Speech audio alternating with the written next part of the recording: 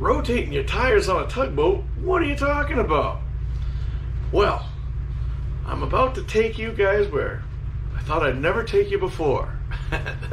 That's into my room while I'm sleeping or attempting to sleep in my bunk. But don't worry, there's no visual, this is just an audio thing. When we're at anchor and the tide changes or things move, you've heard me say in other videos that the Caribbean swell, although it's not always huge, it's relentless and it never stops. So, we're gonna go to a black screen, stick with it, we've got video coming, but just listen, try to pretend that you're trying to sleep.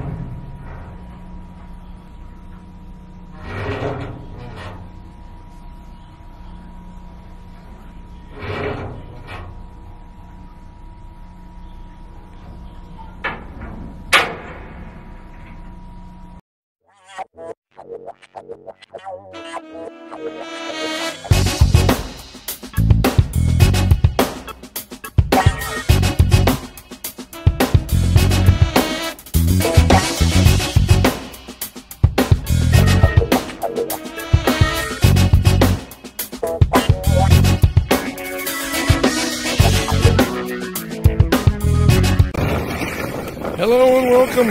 I'm Tim and this is Tim B, trying to get some sleep at sea. So, what are we looking at here? What are we hearing? We have to put these big tires alongside the barge just for this situation.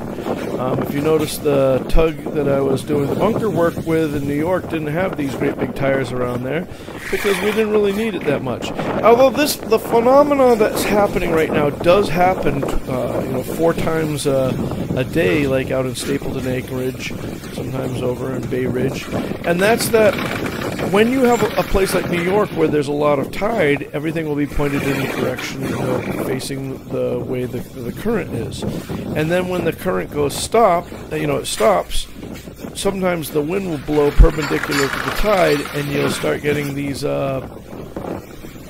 start going side to. And whether you're alongside a ship or alongside a barge or a barge alongside a ship, whatever it is, this same thing happens until the tide starts going and you swing the other way. This right here is not a particularly, it might sound a little windy on the microphone, but as you can see, this is not that windy for the conditions that we normally deal with out here. And this was one of those things where we were just at the right spot, and it was awful for about 3 or 4 hours. It was just driving us crazy over here. So when here's a view. I was out on the bridge wing shooting down at the tires there. This is me inside the wheelhouse, and you can see, just to give you an idea of how much movement there is. Remember how big that barge is. And, I'm a couple stories up here in the wheelhouse. Not in the upper house, but the lower house is a good ways off the water, and you can see how much everything is moving. And this happens. And it's just something that we have to deal with or be ready for. I'm sure that I'm going to get a lot of questions in the comments saying, Why were you so loose? Why did you have the lines so loose? The stern line and the bow line up here. Why didn't you make that tighter?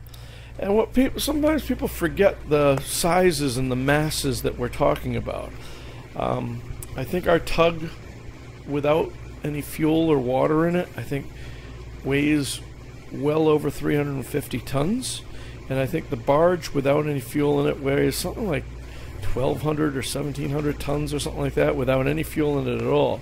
When you get these kinds of sorts of masses moving, and they're not moving in tandem, they're not moving together, and this is where this video right here kind of shows how the barge will be. And you know, sometimes it looks like the barge is rolling right there, but what you're not really seeing is that we are rolling, and the barge might be more steady because it's bigger, but it just looks like the barge is moving more than we are because of the camera is on in the tugboat instead of there. But when you have these masses that are separating like that, if we were to tighten up everything, it would rip right through the lines. These are big, strong lines, but they can't take, you know, the shock load of, you know, hundreds of tons and sometimes thousands of tons separating each other.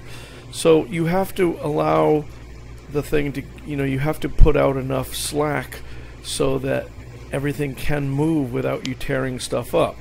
The downside about that is that when you guys do, when the lines get tight, they creak, and the steel hull of the ship almost sounds like you're inside of a guitar, you know, so that every sound outside of you gets amplified inside. And then when the two masses come together, the tires creak, and they have chains, and those chains will slap on the hull. Here's some pictures. These are some still pictures I just took. And you can see where there were holes drilled in these tires, but over time of them moving, they start to cut. And that's really why we have, why I titled this thing, this video, Rotating the Tires.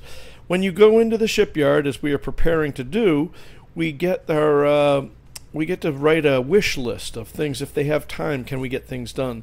So we were really hoping, if they had time and the budget allowed for it, that they'd actually rotate the tires. And what that means is they're going to rotate the tires 180 degrees, re-drill them, and put them in. That would be wonderful. Anyway, that's it. I hope you liked the video. Just a short one. I'll give you some more shipyard stuff later. Thank you guys so much for watching, and as always, see you on the next.